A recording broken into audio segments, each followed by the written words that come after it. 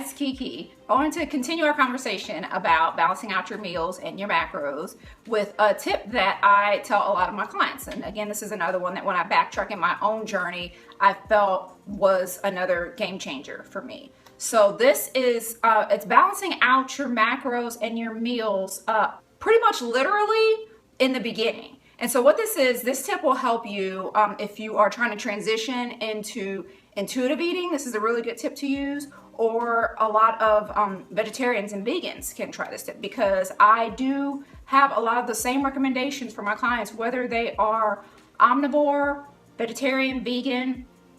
If I require a certain protein amount, like the protein amount doesn't change for the goal based on whether or not you eat meat. So a tip that I use often for my vegan and vegetarian clients, and like I said, for those who maybe they can't always get to their computer to log, maybe they don't have the app, and it's just a way of kind of making sure that you're going to hit your macros by the end of the day. And so what I suggest is trying to make sure that, or aim for your meals to be even in your protein to carb ratios for each meal.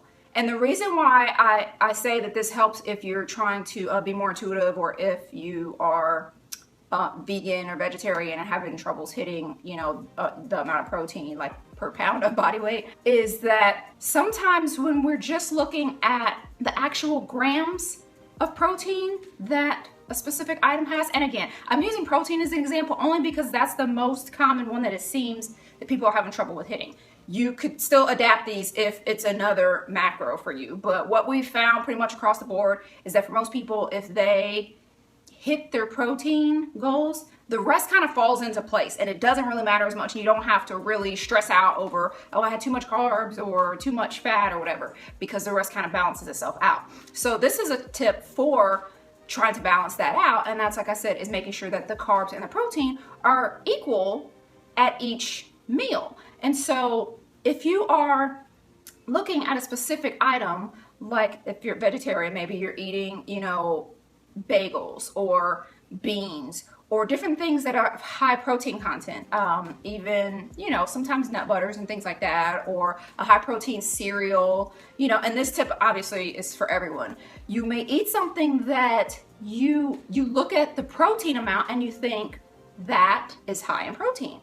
And so because of that, you may eat a lot of it, but then at the end of the day or week or whatever, your macros are still off. And so it's kind of like you feel like, I'm eating protein every meal and I'm eating tons of protein and I feel so full. And that's especially if you're eating something with a lot of fiber and a lot of protein together, but maybe the amount of carbs that it has is much higher than the amount of protein. So for like in beans or in like bagels, because you may eat a bagel that's 10 to 15 grams of protein, but if it also has 60 grams of carbs, then that's really going to skew your macros at the end of the day. So like I said, it's a tip just to bring awareness to how your ratios are all throughout the day. And if you aim for equal amounts of protein and carbs at every meal, what you'll find is that most of us will still tend to, be slightly off. So you may have 10 grams of protein and 13 to 15 grams of carbs, or 20 grams of protein and 25 grams of carbs. So what happens is, when you're aiming to at least be as close as possible, is that by the end of the day, what they find is that you almost like automatically fall into 40 30 30. And it's one of those things that when you're trying to hit 40 30 30, it's like you cannot hit it to save your life. But when you are aiming for equal, you kind of get there anyways, because you still end up eating a little bit more carb than your protein anyways. Another reason why this is so helpful, if you are a carbaholic like me, this tip will help you so much. A cinnamon roll is gonna have, I could easily look at it and say, oh, well, it has 5 grams of protein, so it's all good. But a cinnamon roll will probably have like 30, 40, 50 grams, depending on like the icing and everything else that you're putting on it, grams of carbs. So if I can add protein to that, something that's protein only, then it can kind of even things out a bit, instead of it being like so high in carb and so low in protein. It's about getting away from the like bakery mentality where it's just like, oh, coffee and a bagel, or coffee and a muffin, or something like that. Coffee and a cinnamon roll, some kind of like Danish or pastry, and that's it. And it's getting back to balancing that, you know, kind of, you know, the old school where you have a little bit of everything. So if you're gonna have something really bready, carby, whatever, for breakfast, then you want to try to add something to it that is going to be more on the protein side. So for instance, if I have a bagel or an English muffin or any kind of, you know, Danish or pastry. So what I like, you know, naturally is to just have those, to just have the coffee and that pastry. But what I found is that if I add an egg and some bacon, or egg and some sausage, or you know, if I'm like out on vacation, maybe having, you know, a latte instead of just coffee, if the milk increases the protein a little bit. So just little things like that to help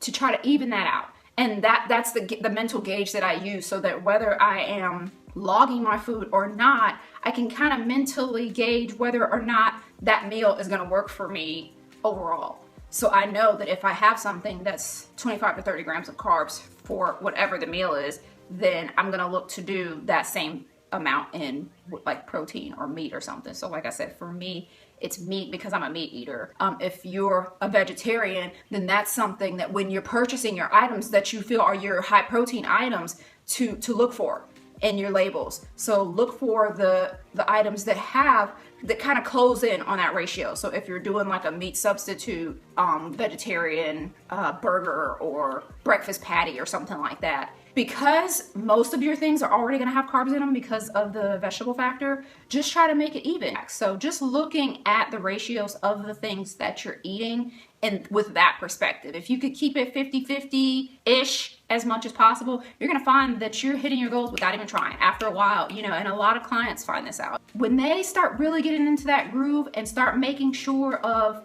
you know, adding whatever they're missing to balance it out, it really works well. And like I said, it works well for you if you're eating out too, you know, because you can start kind of making those decisions of, okay, if I'm gonna have the burger and the fries, you know, maybe take the bun off, or, you know, or maybe not have the fries if they're not that good or something like that. So you can start kind of thinking about it in that aspect of looking at everything that you're eating and say, okay, what's gonna balance that out? If you're having the soda, then something needs to balance that out because that's all carb. You know, not that I recommend that you eat, because I mean, drinking soda is just like, it's just wasted calories. But I mean, if you love it and you can't do without it, then you need to find something to balance that out. That means don't have the soda and the bread basket and like pasta with no meat on it and, you know, whatever. So I mean, it's just like you have to see how that's all adding up. And if you do want all those things, then what can you bring to the party that at least increases the protein a little bit? And like I said, if you're a meat eater, then the option's kind of easy, is just add meat. So if it's breakfast, just add eggs or bacon to whatever you're doing, or add sausage or a cup of milk, or, you know, something like that. But it's going to help you when you're thinking of like your cereals, you know, because if you go and you get, you know, kashi or whatever, and you say like, oh, it's as much protein as an egg. Yeah, but it has a lot more carbs in the egg. So that's something that you have to take into consideration, because you could have just had the egg and some toast, you know, and had the same amount, or maybe even better, depending on if you have some kind of, you know, low carb toast, you know.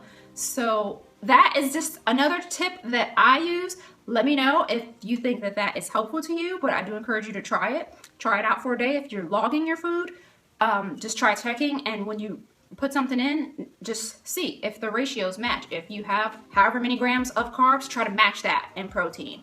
And the more that you get used to doing that, and the more times you do make it match, because like I said, it won't always happen, but the more times you can make it match, the more you will start to see that the protein ratio really increase, and you'll start hitting your goals without even trying. So if you guys have any more questions, or if you're doing something that you think that the newbies can benefit from, leave a comment, let them know, you know, what are the things that you're doing without even thinking, because we're doing it and we're just like, not even thinking that it's a big deal, and they're looking at us like, I don't get it. How is everybody eating this much protein, or getting in this much fiber, or hitting their macros and not going, you know, way over in fat or whatever? They have these questions, and we're doing these things without even thinking. So if you have a tip, write it down. If you have a question, let me know.